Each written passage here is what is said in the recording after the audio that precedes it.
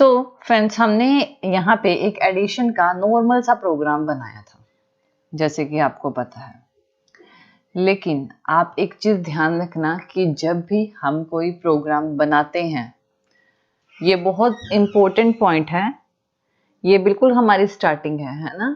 तो इसको ध्यान से समझिए। जब भी हम कोई प्रोग्राम बनाते हैं, हमारे पास सिर्फ एक यही फाइल नहीं होती है। क्या होता है ना कि हमारे पास यहाँ पर 3 फाइल्स बनती हैं। कैसे? सो फ्रेंड्स, चलिए स्टार्ट करते हैं हमारे फर्दर इसी टॉपिक से आगे। अब हमने एक सिंपल सा एडिशन प्रोग्राम किया है, बिल्कुल सिंपल एडिशन प्रोग्राम। अब एक चीज का ध्यान रखना, मैंने आपको स्टार्टिंग में बताया था कि जब भी हम प्रोग्राम को सेव करते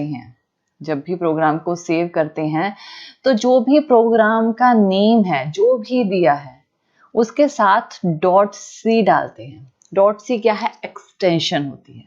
क्या होती है? एक्सटेंशन। अगर आप .c नहीं डालोगे तो क्या होगा? अगर आपने .c नहीं डाला तो आपका जो ये प्रोग्राम है C में नहीं चलेगा, क्योंकि हमारे कंपाइलर को तभी पता लगता है कि जब आप .c डालते हो, इसका मतलब है कि एक्सटेंशन C प्रोग्रामिंग में चल रही है। इस वजह से .c क्या है? एक एक्सटेंशन है। अब एक्सटेंशन का मतलब आप क्या समझते हो? एक वायर। एक्सटेंशन एक वायर ही तो होती है, यही तो होती है, कोई वायर जो दो चीजों को जोड़ती है, ये होती है हमारी एक्सटेंशन। तो ये .c एक तरह का एक्सटेंशन का काम करती है। अब इसमें जब भी हम C प्रोग्रामिंग रन चलाते हैं तो सिर्फ ये एक्सटेंशन नहीं चलती, ये तो चलती है ऑब्वियसली, लेकिन इसमें 3 तरह के प्रोग्राम यानी 3 तरह की फाइल्स बन जाती हैं। सिर्फ एक ही फाइल नहीं बनती, 3 तरह की अलग अलग फाइल्स बनती हैं। एक तो हमारी यही वाली बनती है जिसमें हम जिसमें हम प्रोग्राम लिख रहे हैं। इस .c का मतलब यानी कि जो भी नेम दिया है .c, जो कि आपने सेव किया है, इसका मतलब ये होता है कि जो हम कह रहे हैं, हम चाहते हैं, क्योंकि हम चाहते हैं कि एक होता है हमारे पास कंप्यूटर और एक कंप्यूटर होता है, एक होता है हमारे पास कंपाइलर। ठीक है, एक होता है कंपाइलर। कंप्यूटर को हमारी लैंग्वेज समझ में नहीं आती है, कंप्यूटर को हमारी लैंग्वेज समझ में नहीं आती है, तो हम कंप्यूटर को समझाने के लिए अपनी लैंग्वेज में कोई भी जो भी हम कंप्यूटर को समझाना चाहते हैं उसको कंपाइल करके समझाते हैं। ठीक है, तो कंपाइलर का काम क्या होता है? कंप्यूटर को समझाना कि हम उसको क्या कहना चाह रहे हैं। सपोज करें कि आप इंडियन हो, आप क्या हो यहाँ पे? इंडियन। ठीक है, आप इंडियन हो और एक दूसरा पर्सन है जो कि चाइना का है, यानी कि वो चाइनीज है, अब आप इंडियन हो, क्या आपको चाइनीज लैंग्वेज समझ में आती है? आपको चाइनीज समझ में नहीं आ रही, और किसी चाइनीज को आपकी इंडियन लैंग्वेज, जो कि हमारी टंग लैंग्वेज है, मदर टंग लैंग्वेज है, वो है हिंदी। ठीक है, वो समझ में नहीं आ रही है। आप हिंदी में बात कर रहे हो या फिर इंग्लिश में भी कह रही हो, बात कर रहे हो, लेकिन चाइनीज को उसको अपनी चाइना की लैंग्वेज ही समझ में आएगी। तो क्या करते हैं हम? बीच में एक ऐसा पर्सन ले लेते हैं, एक ऐसा पर्सन जो कि इंडियन लैंग्वेज भी जानता है और कोई चाइनीज लैंग्वेज भी जानता है। अब कोई इंडियन पर्सन उस पर्सन को कहेगा कि ये मेरी लैंग्वेज को चाइनीज में कन्वर्ट करके उसको समझाओ, तो उसको समझ में आ जाएगी। अब वो पर्सन इस पर्सन को कहेगा कि मेरी लैंग्वेज को, चाइनीज लैंग्वेज को उनकी लैंग्वेज में कन्वर्ट करके समझाओ, तो वो इंडियन लैंग्वेज में आपको उसी चीज को समझा देगा। ठीक है, तो ये जो बीच का पर्सन है ना, ये है कंपाइलर।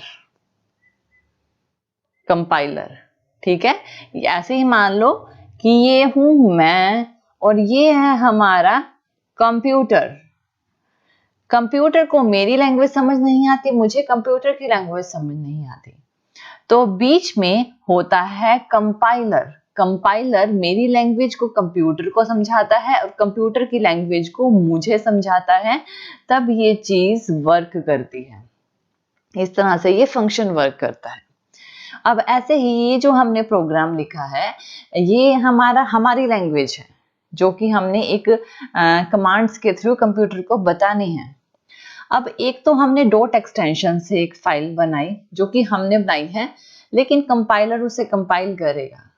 अब हमारे पास ये एक ही फाइल नहीं बनती, हमारे पास .co की एक फाइल बनती है जो कि एक प्रोग्राम होता है, जो कि एक बीच का प्रोग्राम है।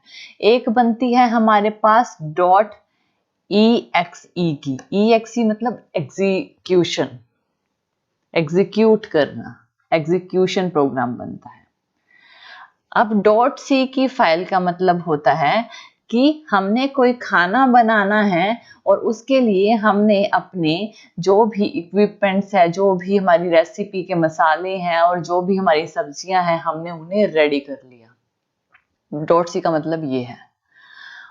ये ऑब्जेक्ट फाइल जो बनती है इसका मतलब है कि इनकी बीच का प्रोसेस जो चल रहा है, खाना बनने से पहले का बीच का प्रोसेस जो चल रहा है, यानी कि जो पकाना वगैरह ये सब कुछ। और एग्जीक्यूशन का मतलब है कि तैयार है और खाना खा लो, ये मतलब है इन तीनों का। अब ये फाइल जो है हमारे पास, हमने सिर्फ एक बनानी है, दो अपने आप बनती है। दो हमारा जो ये हमारे जो compile file, object file, execution file है, ये खुद ब खुद बनती है। जैसे कि मैंने ये फाइल आपके सामने सेव की थी ना। अब देखिए, इस प्रोग्राम के बाद अगर मैं अपने डेस्कटॉप पे जाके देखती हूँ, मेरे डेस्कटॉप पे ये फाइल्स बन रही होंगी। एक .c की, जो कि मैंने आपको अभी जिसमें हम काम कर रहे थे, फंक्शन बना रहे थे, ये देखिए ये खुद बनी है, ये मैंने नहीं बनाई। C program .o ये ऑब्जेक्ट फाइल होती है, ठीक है ना।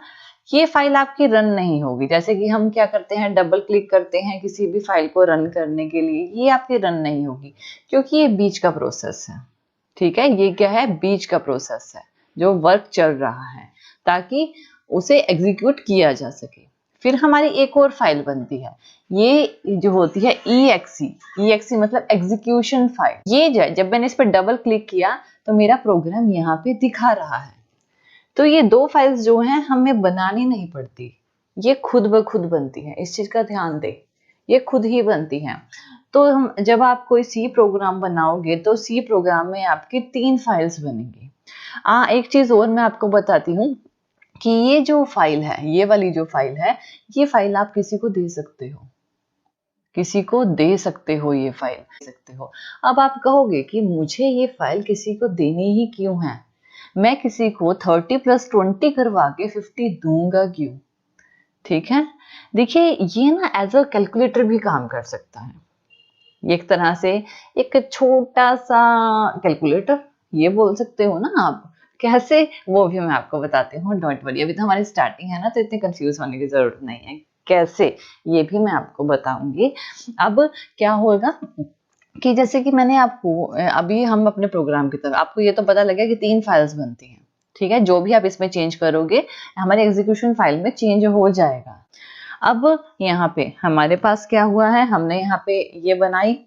अब हमें पता लग गया कि 3 फाइल्स बनती हैं, समझ में आई। तो यहाँ पे मुझे क्या करना है, अब मैंने 2 इंटीजर लिए थे और सिर्फ उन दोनों को प्लस कराया था, लेकिन मैं चाहती हूँ कि मैं ना एक फ्लॉट लूं, मैं एक इंटीजर नहीं लेती, बी तो मैं एक फ्लॉट लूंगी। तो उसके लिए, फ्लॉट के लिए हमें अलग से मेमोरी बनानी पड़ती है, ठीक है ना। FLOAT ये होता है फ्लॉट, जिसमें मैंने रख दिया b इज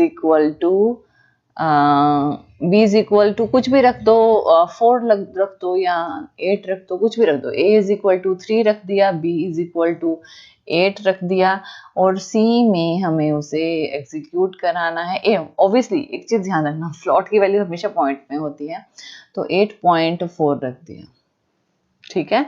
मैंने क्या रख दिया, फ्लॉट 8.4 रख दिया और सेमी कॉलन से इसे बंद कर दिया। ध्यान रखना फ्लॉट हमेशा पॉइंट्स में होगा, ठीक है। और हमें क्या है, c is equal to a+b किया। अब हमने printf किया है %d\n और c। अब आप क्या सोचते हो कि हमारे पास रिजल्ट कैसा आना चाहिए। देखिए, अगर आपको पता है कि 3 और 8.4 को प्लस करके आपका जो रिजल्ट है वो पॉजिटिव में आएगा, और ऑब्वियसली पॉजिटिव में तो आएगा ही, साथ में फ्लोट में ही आएगा, फ्लोट में ही आपका रिजल्ट आने वाला है, तो यहाँ पे परसेंट डी वर्क नहीं करेगा। ठीक है ना, यहाँ पे आएगा परसेंट एफ। पर देखिए percent D, percent F, percent you हमारे कन्वर्जन सिंबल्स होते हैं जो कन्वर्ट करते हैं। सो यहाँ पे हमने क्या किया है, फ्लोट दिया है 8.4। फ्लोट हमारा कोई भी डेसिमल हो सकता है ना। अब हमने क्या किया कि यहाँ पर ऑब्वियसली हमारा जो रिजल्ट आएगा वो किस में आएगा, फ्लोट में आएगा। अगर रिजल्ट फ्लोट में आएगा तो यहाँ पे हमें परसेंट डी को हमने परसेंट एफ लिख दिया। परसेंट डी नहीं आ सकता, परसेंट डी इंटीजर को रिप्रेजेंट करने के लिए होता है, फ्लोट को रिप्रेजेंट करने के लिए नहीं होता। अगर आपको पता है कि आपका जो रिजल्ट है वो फ्लोट में आएगा तो यहाँ पर जो कन्वर्जन सिंबल है वो परसेंट एफ ही रहना चाहिए, परसेंट डी नहीं होना चाहिए।